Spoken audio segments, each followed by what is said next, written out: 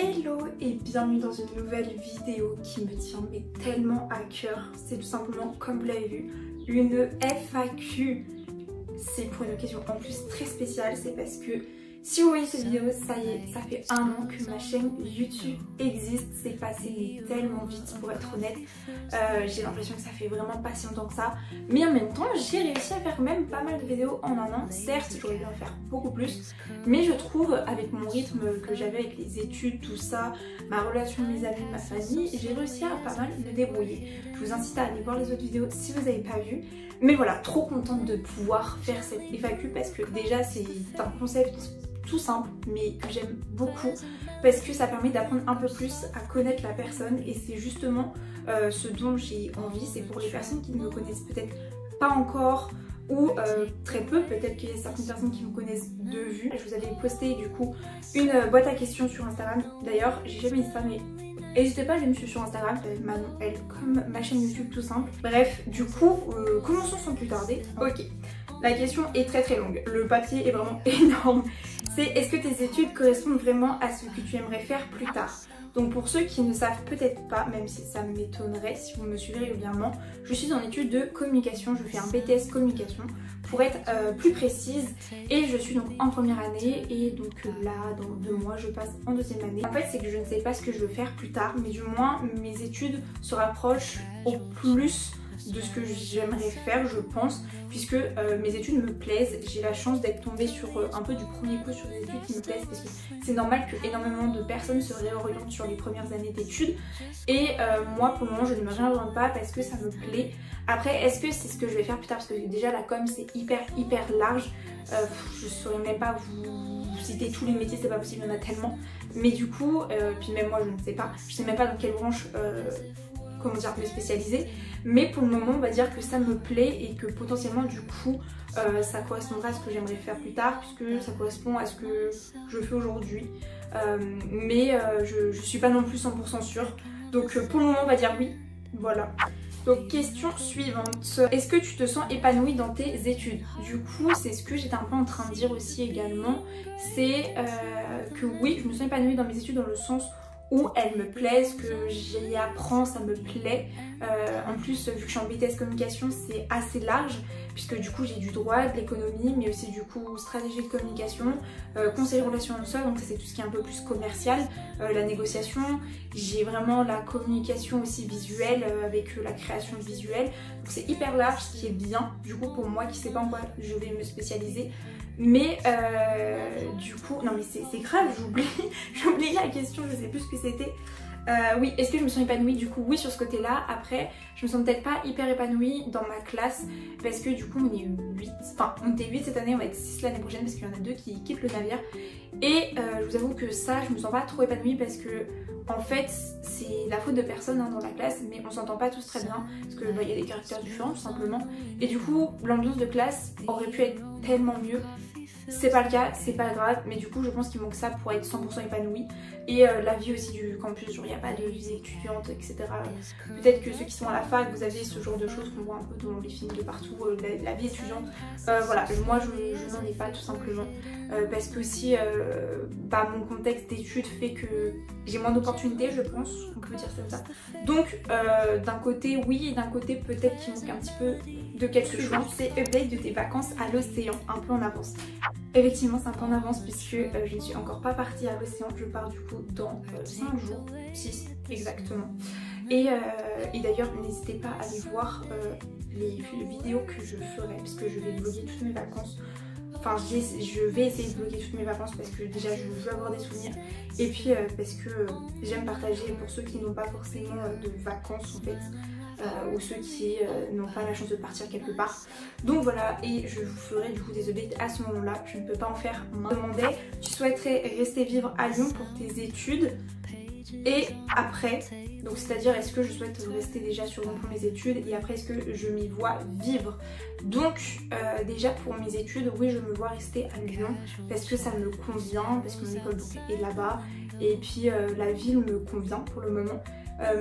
C'est vrai qu'avant que je commence mes études, je voulais peut-être en faire à Bordeaux parce que cette ville m'attirait. C'est plus vraiment d'actualité. Si je devais changer de ville, j'irais plus à Montpellier. Mais le changement de ville indique beaucoup de facteurs, c'est-à-dire éloignement de la famille. J'ai aussi mon copain et c'est des choses qui sont très très chères à mes yeux et qui sont très importantes pour moi. Donc est-ce que je ferai ce choix-là? Je ne sais pas. Après je suis qu'en première année, enfin je vais passer une deuxième année et dans le but j'aimerais faire 5 années d'études, donc il peut se passer énormément de choses. Mais du coup pour mes études pour le moment, oui je compte rester à Lyon. Ce qui est sûr c'est que j'irai pas à Paris ou quoi, ça c'est... Non, non, non. Et après mes études, non, j'aimerais ne pas vivre à Lyon. Ou du moins pas dans le centre ou quoi, si c'est en périphérie, genre vraiment loin en périphérie. Mais dans le but, si j'aimerais vivre à la campagne, mais une campagne assez reliée, dans le sens où une grande... Enfin, par exemple, si je prends l'exemple de Lyon, que j'habite à genre max 45 minutes, parce que c'est quand même de belles opportunités professionnelles. Et si j'ai pas envie d'être dans la campagne perdue, c'est pas non plus moi, je suis pas non plus une 100% campagnarde. Donc voilà. Question, tu aimerais te spécialiser dans quel domaine de la communication? C'est un peu ce que j'ai dit tout à l'heure, c'est que je ne sais pas du tout encore dans quoi me spécialiser. Je sais un peu dans quoi ne pas me spécialiser, puisque j'aime pas trop tout ce qui est commercial, négociation. Je suis pas mauvaise, mais c'est pas ce qui me fait vibrer, j'aime pas trop ça. C'est pas trop mon truc, donc déjà je sais que je ne serai pas dans ce pôle-là. Mais après je sais pas trop, puisqu'il y a la communication événementielle, j'en ai encore pas vraiment fait, donc je sais pas si ça me plaît. Il y a la communication visuelle, la création, tout ça. Au début je pensais que je voulais faire ça, sauf que après réflexion, je pense pas, ou du moins je ne veux pas faire que ça. Moi en fait je crois que dans l'optique j'aimerais faire quelque chose qui touche un peu à tout, où je peux faire un peu de communication événementielle, un peu de communication visuelle, un peu de communication digitale et d'assembler tout. En fait je ne me vois pas non plus dans un truc où c'est hyper focus et je fais que ça. Du coup je pense que pour ça il faut être soit dans des agences, soit dans une petite entreprise, du coup parce que plus tu as une grande entreprise, plus c'est segmenté et plus du coup tu as moins de missions, je pense. Enfin je sais que je suis en stage actuellement et c'est ce qu'on peut voir. Mais du coup voilà, je sais pas encore dans quel segment me spécialiser, mais je sais dans ceux dont je ne veux pas. Voilà. Aussi tout ce qui est lié à le référencement naturel, le SEO, c'est par exemple quand vous voyez des sites sponsorisés, toutes ces choses là, les mots-clés pour que votre site fasse les top 1 et tout. Ça c'est aussi une partie de la communication, on pourrait ne pas y penser, mais ça m'attire pas du tout, j'aime pas du tout. Donc c'est vrai que ça je sais que je ne voudrais pas. Donc voilà, et genre tout ce qui est data analyst, etc. C'est vraiment des métiers auxquels on pense pas forcément quand on pense à la com, mais c'est lié. Et c'est des choses qui me plaisent pas spécialement. Donc c'est sûr que, en tout cas, j'irai pas là-bas. Après, ne jamais dire jamais, mais je pense qu'on peut presque dire jamais quand même. Quelles évolutions as-tu observées chez toi au cours de cette année? Donc cette année, c'était donc la première année d'études, mais aussi la première année où j'ai vécu seule. Puisque je vis en ville pour mes études, même si je rentre les week-ends voir ma famille, la majorité du temps du coup je suis seule, enfin je vis seule. Et donc c'était un peu la première fois que je devais me gérer toute seule à 100%. Donc quelles évolutions j'ai pu observer? En fait ce qui est drôle c'est que toute l'année je me suis dit justement qu'en fait je n'avais pas évolué et ça m'a posé un peu problème. Enfin problème, ça m'a un peu remise en question parce que c'est vrai que depuis maintenant, depuis presque toujours, chaque année on aperçoit une évolution de soi quasiment. Genre on se rend compte qu'on a mûri, qu'on a pris en maturité, qu'on a eu de nouvelles expériences, donc forcément que on voit les choses différemment, on n'est pas plus sage, parce que ça serait bête de dire que je suis sage à 18 ans et demi, mais vous voyez ce que je veux dire. Et cette année c'est vrai que c'est la première année où j'ai l'impression de stagner. Et ça m'a fait un peu bizarre parce que je me suis dit mais c'est pas normal de pas avoir évolué. C'est comme si je m'étais un peu déçue moi-même, ou alors que j'avais pas compris pourquoi j'ai pas évolué. Et surtout que je retirais en fait une insatisfaction de ça. Je me sentais pas satisfaite, comme si j'avais pas travaillé sur moi-même, ou comme si en fait voilà, comme si j'étais restée sur pause mais que tout le reste à côté avait bougé. Et en plus ce sont des choses importantes, donc pour moi je pensais avoir aussi un grand changement, parce que c'est vrai que quand on dit tu vas vivre seul, tu vas être en études sup, c'est un peu une nouvelle vie, t'as la vie d'adulte, tu t'attends à faire un énorme bond de maturité, tu t'attends a énormément changé, mais la réalité des choses c'est que je pense que pour la majorité des personnes, en fait il y a peu de choses qui changent. Oui, on prend peut-être plus en maturité sur certaines choses, il y a peut-être des personnes qui en prennent beaucoup plus d'un coup et d'autres beaucoup moins, et je pense, après c'est pas du tout pour faire gonfler mes chevilles si je peux dire ça, mais en terminale j'étais quand même assez mature pour mon âge. Enfin c'est mal de dire ça parce qu'il n'y a pas de moyenne, mais je pense quand même que j'étais assez mature disons, et que du coup cette année, le bond que certaines personnes ont pu avoir, moi je ne l'ai pas eu parce que j'étais déjà assez mature, vous voyez. Je pense que du coup sur la question de l'évolution, après coup, maintenant que j'y repense etc, c'est sur le fait que comment j'ai appris à me gérer seule. J'ai toujours su que je galérerais, que je n'allais pas galérer à le faire parce que j'ai toujours été très autonome, je suis assez comment dire, directive, autonome, c'est ce que je veux dire en fait. Donc je sais me gérer, mais c'était aussi gérer un appartement, donc faire le ménage, faire la cuisine, gérer les horaires, gérer les amis, la famille, mon copain, etc. Le temps pour moi-même, et c'est plus ça qui a été compliqué. Je pense que c'est plus sur ça que j'ai évolué, c'est-à-dire que maintenant je sais un peu mieux comment équilibrer les choses. Je sais également, je pense, un peu mieux, je sais en tout cas pour l'année qui arrive, la deuxième année, ce que j'ai à éviter de faire pour ne pas répéter certaines erreurs que j'ai pu avoir cette année en vivant seule. C'est-à-dire, des fois c'est des choses tout simples d'organisation ou de façon de voir les choses, parce que du coup cette année, pour ceux qui ne savent pas, mais ça m'étonnerait aussi, a été très compliquée pour moi, non pas à vivre seule dans le sens où je savais faire ma cuisine, enfin genre je sais pas comment dire, j'ai pas galéré à vivre seule, j'ai galéré à vivre seule dans le sens où le manque de ma famille a été très fort, m'a déstabilisée, le manque de mon copain également et de mes amis, et en fait c'est plus ça qui a été compliqué que vivre seule en tant que telle, dans l'organisation des tâches etc. Je sais pas si vous comprenez ce que je veux dire. Et donc l'évolution je pense se fait plus sur le point comment j'ai appris à gérer les choses, genre organiser, faire tout assembler pour que ma vie fonctionne, pour que j'arrive à être heureuse, etc. Donc c'est vrai que cette année n'a pas été une super année, mais du coup j'ai appris beaucoup de choses et je sais ce qu'il faut que j'évite on va dire pour une prochaine. Donc je pense que c'est surtout sur ces évolutions là. Après sur les évolutions un peu plus sociales, je trouve que je suis moins sociale que ce que je pouvais être il y a un an du coup de là. Ça me déçoit un petit peu parce que du coup c'est vrai que quand tu es pas très sociale mais quand tu es sociable et que tu vois que tu arrives à rencontrer des gens sans trop de problèmes, que tu arrives à leur parler, ça booste aussi un peu ta confiance en soi.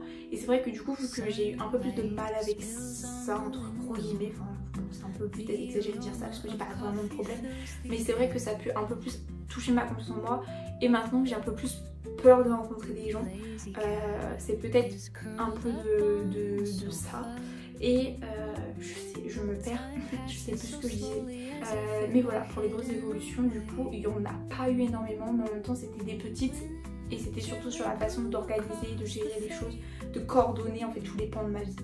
Donc je pense que c'est surtout sur ça, si je devrais dire. Savoir, c'est ton plus beau voyage. Alors, il faut savoir que j'ai de la chance, je suis dans une famille qui voyage beaucoup. C'est-à-dire que chaque été, on voyage, on part quelque part. Et je sais que c'est pas donné à tout le monde et du coup, j'en suis déjà très reconnaissante. Mais du coup, j'ai un peu une culture du voyage qui s'est installée en moi. C'est-à-dire que j'ai pris, entre guillemets, l'habitude de voyager et l'envie de voyager, la curiosité du monde. Et du coup, c'est quelque chose déjà que je veux perpétuer dans mes années futures. Par exemple, je suis hyper heureuse parce que cette année j'ai fait 2 voyages. En fait, il faut se dire ça, j'en ai déjà fait 2 toute seule, enfin pas toute seule. Le premier à Copenhague avec une amie et le deuxième avec du coup mon amoureux en Italie. Et c'était les premières fois un voyage un petit peu seule, même si c'était pas très très loin. Et du coup déjà ça, j'étais hyper fière et reconnaissante de pouvoir le faire à mon âge. Même si on est parti très très longtemps, c'était déjà ça. Et du coup déjà c'était des super voyages et qui resteront toujours un peu spéciaux pour moi parce que c'est un peu mes premiers de mon côté. Mais du coup si on parle de mon plus beau voyage en famille, je vais vous dire un peu ce que j'ai fait. Peut-être que vous avez fait un peu les mêmes, mais du coup j'ai fait la Guadeloupe et la Martinique, la Sardaigne, les États-Unis. J'ai fait le Canada, et quand on était allé au Canada on avait fait aussi New York en même temps. Je suis allée à l'île Maurice et après Ça c'est des voyages, mais c'était pareil que 2-3 jours et j'en ai fait un à Barcelone et un à Londres. Et je crois que c'est tout. Je sais même plus. Mais c'est déjà vraiment pas mal et je suis déjà hyper reconnaissante de ça. Mais du coup, ah oui, mais la Grèce, bah oui, en plus c'est mon voyage préféré, j'allais vous dire, c'est mon voyage préféré la Grèce. C'était celui de l'année dernière, c'était donc la Grèce. On a fait 2 îles grecques, des Cyclades, et après on a fait Athènes. Athènes, j'ai pas trop aimé, mais les îles des Cyclades, gros coup de cœur. Vraiment, je pense que c'est un de mes voyages préférés et c'est surtout que c'est un voyage du coup qui est récent et donc j'étais la personne que on va dire j'étais une personne que je ressemble plus à maintenant. Du coup forcément j'ai aimé ce voyage parce que je sais que j'étais aussi assez mature pour en profiter pleinement, parce que c'est vrai que par exemple les voyages où j'avais genre 10 ans, 7-8 ans, forcément tu profites pas de la même manière et tu as pas autant conscience de l'importance de la chose à cet âge là. Donc forcément ça en fait déjà un voyage un peu plus en haut, et également aussi parce que c'était super souvenir entre frères et sœurs et avec mes parents. C'était même les paysages c'était magnifique. Mais après un autre voyage que j'ai beaucoup aimé, je dirais celui des États-Unis, parce que on a vu plein de choses. On avait fait Los Angeles et après on avait fait un peu un road trip, c'est-à-dire on avait fait Monument Valley, le Grand Canyon, Las Vegas, Denver, etc. Et c'était vraiment incroyable.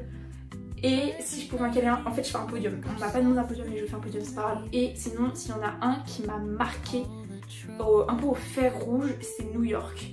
J'ai très envie d'y retourner, du coup c'était maintenant il y a 7 ans quasiment. C'était vraiment un voyage qui m'a fait kchlac. J'ai trop eu des révélations pendant ce voyage. J'ai eu un déclic dans ma tête où j'ai grandi à New York et du coup j'affectionne cette ville et j'ai trop envie d'y retourner, mais en même temps j'ai un peu peur d'y retourner dans le sens où est-ce que je le verrais toujours de la même manière dont je l'ai vu de mes yeux il y a 7 ans, est-ce que j'aurais les mêmes impressions, etc. parce que ça m'avait énormément impressionné. Du coup voilà, bon, désolée, un petit podium.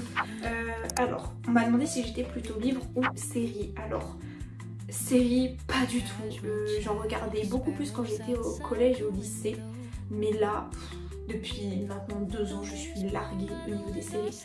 Pour vous dire, quand Outer Banks, la dernière saison est sortie, là c'était en novembre peut-être, j'ai toujours pas fini, il me reste un épisode hein, pourtant.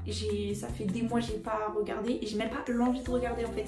C'est que les séries, j'ai pas l'envie, en fait j'ai l'impression que tu perds énormément de temps devant ta série, que tu peux faire tellement de choses plus productives ou d'autres choses, je sais pas. Alors que pour autant je sais que en fait je sais ce qui m'aiderait à me remettre aux séries, c'est en regarder avec mon copain, parce que c'est vrai que je regarde plus de films avec lui que quand je suis seule. Quand je suis seule je regarde jamais. Et du coup je sais que ce qui pourrait me remotiver à regarder les séries c'est avec lui. Mais du coup en tant que telle les séries pas du tout. Et les livres, j'étais donc une grande lectrice depuis mon enfance. Et depuis maintenant 1 an et demi j'ai beaucoup plus de mal, dû à mon rythme de vie qui est un peu plus... Voilà, je fais plus de choses et j'ai moins le temps. Et je prends aussi moins le temps. Après là j'essaye de reprendre un peu, mais du coup je suis quand même 100% beaucoup plus livre. Parce que j'adore ça, c'est une partie de moi, c'est une de mes passions. Donc je dirais plutôt livre. On m'a demandé ma saison préférée. J'aime beaucoup cette question. Je sais pas pourquoi on me l'a posée, parce que c'est un peu... On pourrait dire une question un peu basique, mais en fait c'est vrai que quand tu apprends à faire connaissance avec quelqu'un, tu demandes pas sa saison préférée, alors que ça pourrait être une des premières questions, je sais pas, imaginons. Moi ma saison préférée c'est le printemps. Pourquoi ? C'est très simple, parce qu'il fait ni trop chaud ni trop froid, il fait la température idéale, c'est-à-dire que tu peux mettre des tops, mais en même temps tu peux mettre des pulls, des gilets, tu peux tout mettre en fait, t'as pas chaud, t'as pas froid, t'es bien. Ensuite c'est le retour du soleil, c'est le retour des oiseaux qui chantent, c'est surtout le retour des fleurs, mais des fleurs, j'adore les fleurs vraiment, c'est le retour des tulipes, des arbres fleuris et chose aussi, vous avez peut-être trouvé ça très bizarre, mais j'ai trop associé ça au printemps et à mon enfance, c'est le bruit de la tondeuse chez les voisins, pour les gens qui passent leur tondeuse. C'est un bruit d'ambiance du printemps aussi que j'affectionne, vous avez peut-être trouvé ça bizarre. Mais du coup voilà, c'est vraiment 100% de printemps et je trouve toujours que la période du printemps passe trop vite et se fait manger trop vite par l'hiver et par l'été. Donc on a véritablement que 2 mois de printemps et faut en profiter un max. Donc voilà, pour ma saison préférée. On m'a demandé si j'envisage un jour de changer d'appartement. Bon, en fait, j'ai pas véritablement un appartement, c'est un studio, donc c'est-à-dire j'ai 25 mètres carrés. Donc oui, je compte bien changer un jour parce que c'est pas assez pour vivre toute sa vie dedans. C'est très bien pendant le temps où je fais mes études. J'aimerais pouvoir changer idéalement de studio, enfin d'aller du coup dans un vrai appartement du moment que je gagne un peu de l'argent. Donc c'est-à-dire du moment peut-être que je fais une alternance, donc d'ici 2 ans. J'aimerais beaucoup et j'aimerais beaucoup emménager du coup avec mon amoureux. Donc je pense que en plus ça fera, si c'est du coup dans 2 ans, ça fera quelques années qu'on sera ensemble et je pense que ça pourrait être l'occasion. Après est-ce que ça se fera, je ne sais pas. Mais oui, je compte changer du coup d'appartement, on va dire d'ici 3 ans. Enfin j'aimerais vraiment beaucoup, je ne me vois pas rester dans mon studio plus de 3 ans max. Parce que même pour moi-même je sais que c'est pas ce qu'il me faut. Il me faut quand même plus d'espace, plus de luminosité parce que c'est vrai que je suis sous les toits. Ce qui fait que je ne vois jamais le soleil. C'est un peu triste et j'ai pas vraiment de vue, voilà. Donc j'aimerais changer, mais du coup à ce moment-là, quand je changerai, j'aimerais m'installer un peu en périphérie de la ville et pas être en plein centre-ville. C'est pas ce que je souhaite parce que j'aimerais, enfin je pense que potentiellement la prochaine fois que je changerai, j'y resterai peut-être plus longtemps, je ne sais pas. Donc j'aimerais que ça me plaise davantage. Donc voilà, tout simplement. Est-ce que tu aimerais voyager seule? Donc là, moi ce que je comprends de cette question, c'est vraiment seule, toute seule, sans personne. Donc c'est-à-dire c'est pas voyager sans ta famille, quoi que ce soit. Je pense que oui. En fait, c'est une question que je me suis posée depuis 2-3 ans maintenant. Parce que je vois beaucoup de gens sur les réseaux tout simplement qui voyagent seuls. Et je me suis posé la question si est-ce que moi j'aimerais, est-ce que j'en aurais besoin? Parce que j'ai l'impression que quand tu voyages seul, c'est aussi un peu une quête que tu fais en toi-même. C'est-à-dire c'est que tu as un besoin d'aller seul dans l'inconnu quelque part. Donc tu te débrouilles tout seul. C'est que je pense que c'est que dans ta tête tu as besoin d'un renouveau, d'un nouveau départ, ou de te chercher ou quelque chose comme ça. Donc je pense que oui, j'aimerais bien. Mais je pense que j'aurais vraiment l'envie quand justement j'aurais besoin. Je sens que... j'arrive pas à parler. 1, 2, 3, 4. Quand je sens que j'aurais besoin au fond de moi, genre de partir. Mais ça sera sûrement pas très longtemps et pas très loin. Je ne vois pas partir de Boulogne toute seule. Si je pars toute seule, ce sera en Europe, je pense, pas très loin.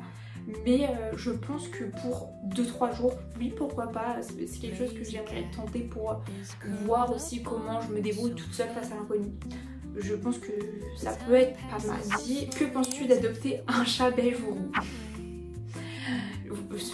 Je sais qui a écrit en fait chacune de ces questions parce que je vois sur Insta et ça c'est mon copain qui l'a écrit parce que peut-être que vous ne savez pas mais je suis red dingue des chats.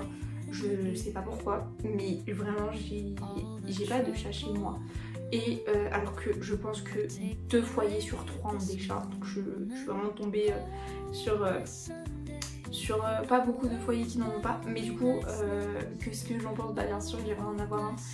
Vraiment bah du coup mon goal c'est d'avoir un chat beige ou roux entre guillemets et j'aimerais beaucoup l'avoir d'ici moins de 5 ans parce que vraiment je trépigne d'impatience mais je peux pas en avoir un tant que j'ai pas de situation financière stable, tant que j'ai pas un vrai appartement, de la place, donc c'est pas parti. Mais je peux vous dire que quand j'en aurai un, je serai gaga à en mourir. Vraiment, ça sera mon bébé. Demandez, est-ce que tu te sens mieux maintenant? Donc, pour ceux pareil aussi qui ne savent pas, cette année, bah en fait je vous l'ai dit juste un peu plus tôt dans la vidéo, c'était pas une super année parce que beaucoup de changements, parce que beaucoup d'adaptations, parce que beaucoup de hauts et de bas, tout simplement. Aussi, c'était ma première année avec mon copain actuel, donc forcément qu'on passe par des hauts, par des bas, que ce soit dû un peu à la distance, à autre chose, à la communication, plein de choses, vous voyez. Même avec mes amis, il y a eu des hauts, il y a eu des bas, donc forcément cette année il y a eu un peu beaucoup de choses en même temps. Donc c'était pas une super année et j'ai l'impression que du coup tout ça m'a beaucoup affecté moi dans mon estime de moi-même, de comment je me sens aussi moi toute seule. Donc c'était pas une super année, je me sentais pas super bien. Ce qui fait qu'à la fin de cette année-là, il y a maintenant 2 mois et demi, je voulais aller voir un psy. Et j'avais pris la décision de le faire maintenant, c'était dans ma tête, même encore maintenant, genre c'est je le ferai. Mais je procrastine, j'ai encore jamais pris rendez-vous, voilà. Je procrastine d'autant plus que maintenant que je suis revenue chez mes parents, je suis donc beaucoup plus proche de mes amis et de mes copains, je suis dans un environnement où je me sens quand même mieux, donc forcément je me sens quand même mieux, donc c'est pour ça que je procrastine aussi. Mais du coup, non, quand même, grosso modo, ça va mieux. Comme je disais, j'ai eu le temps de prendre du recul sur certaines choses, de comprendre ce que je ne réitérerai pas. Donc oui, ça va mieux. Ça serait mentir si je disais que j'apprendais pas l'année qui arrive. Mais d'un côté, je sais que ça ira forcément mieux. Ça pourra pas être pire que cette année en fait. Cette année, c'était vraiment, je pense, la pire de ma vie. Ouais, ex aequo avec la 2021-22. Bref. Donc oui, ça va bien. Nous avons, as-tu d'autres projets en tête comme le podcast ou YouTube? Donc oui, parce que à côté de YouTube, j'ai mon podcast qui, je vous l'accorde, est tombé un petit peu à l'abandon ces derniers temps. Ces derniers mois même. Mais si jamais, je vous mets juste là, si vous voulez jeter un petit coup d'œil. Mais du coup, voilà, mon premier projet, c'était pas mon podcast, c'était mon blog, qui n'existe plus aujourd'hui, parce que je l'ai fermé quand j'ai ouvert mon podcast. Et mon podcast qui est toujours d'actualité, j'aimerais beaucoup le continuer, mais je n'y arrive pas. Pour différentes raisons, parce que déjà j'ai plus assez de temps, parce que j'ai pas forcément de... Enfin c'est faux, ça maintenant j'ai des sujets en tête de choses que je pourrais parler, ce dont je pourrais parler, mais je prends pas le temps et j'ai beaucoup plus envie de maintenant sur mon podcast de faire avec des amis, avec d'autres personnes pour avoir plus d'interactions, pour avoir plus de points de vue, et je sais qu'en plus ça attire beaucoup plus l'audience. Et même de moi-même, je préfère, ça fait des conversations, des vraies conversations enrichissantes, donc j'aimerais pouvoir en fait le reprendre parce que en fait là il est vraiment à l'abandon de podcast, ça fait genre des mois que j'ai pas fait d'épisode, je vous l'avoue, mais j'aimerais beaucoup en fait le remettre en vie, le maintenir. Et pareil pour ma chaîne YouTube, en fait mes projets actuels sont de conserver mes projets actuels, c'est-à-dire de continuer à faire vivre le podcast, de le refaire un peu revivre, mais aussi de continuer YouTube et peut-être de... Maintenant que ça fait un an que je suis sur YouTube, je vois à peu près ce que je préfère faire, comment j'aime tourner les choses, je me trouve peu à peu. Donc déjà j'ai envie de continuer à faire YouTube. J'aimerais également arriver à être un peu proche de vous parce que du fait que j'ai une irrégularité et que je vous prends que à certains moments de ma vie, en fait je pense que honnêtement vous vous sentez pas très proche de moi. Pour ceux peut-être qui ne me connaissent pas du tout, je pense qu'on se sent pas très proche, vous et moi. Et donc c'est quelque chose que j'aimerais un peu remédier. Je dis pas qu'on va devenir 100% BFF parce que j'arriverai jamais à tout partager sur les réseaux, sur YouTube, mais être quand même plus proche pour avoir plus aussi d'authenticité, parce que c'est quelque chose que j'aime justement chez les gens que je suis. Donc j'aimerais, en fait c'est ça un peu mes projets, c'est juste continuer à faire mieux et à entretenir ce que j'ai déjà. Après si on devait parler de projets mais dans longtemps, je peux vous en spoiler un, j'aimerais beaucoup créer quelque chose que je commercialiserais. Ça peut être de la déco, un livre, un carnet, je ne sais pas, mais quelque part dans ma vie, j'aimerais faire ça. Je ne sais pas si ça se fera, mais on va dire que c'est un des projets qui me reste là-dedans. Dans 5 ans, tu te vois dans quelle situation? Donc dans 5 ans, j'aurai 24 ans, j'aurai du coup potentiellement fini toutes mes études, donc... soit je serai embauchée, je me vois soit embauchée dans là où j'ai fait mon alternance parce que ça se sera bien passé et que j'ai trouvé une bonne boîte, soit en recherche d'un travail, soit en fait le but c'est de donner une réponse précise et je donne plein d'options différentes, mais je sais pas, je me vois déjà dans un autre appartement, ça c'est sûr, je me vois avec mon copain aménagé, peut-être avec un petit chat, peut-être. Je me vois toujours un peu dans le coin, pas chez mes parents bien évidemment, ni en ville même, mais pas très loin comme je vous le disais, genre en périphérie d'une ville. Comment je me vois, c'est compliqué. Je me vois avec quasiment tous mes amis actuels. Je me doute qu'il y en a avec qui je m'éloignerai un peu plus parce que c'est la vie. Je pense qu'il y en aura des nouveaux, mais pas tant que ça. Mais je pense que du coup j'aurais gardé la majorité d'entre eux et je me vois peut-être plus sûre de moi, plus sûre de ce que je veux. Voilà. En fait c'est un peu flou, hein. C'est dur de se dire dans 5 ans parce qu'il y a 5 ans est-ce que j'aurais pensé à tout ça là, ce qui se passe maintenant? Je ne pense pas, donc c'est un petit peu compliqué. Mais au moins j'ai une trace pour dans 5 ans voir mon évolution. Ah oui aussi, ça me fait penser d'une chose que vous devriez trop faire, c'est vous écrire des lettres à votre vous du futur. J'ai fait ça à 13 ans, je me suis écrite une lettre pour quand j'aurai 18 ans. Et à 18 ans du coup je l'ai ouverte et j'en ai écrit une nouvelle pour quand j'aurai 20 ans. Et à 20 ans je vais faire ça, etc. et ainsi de suite.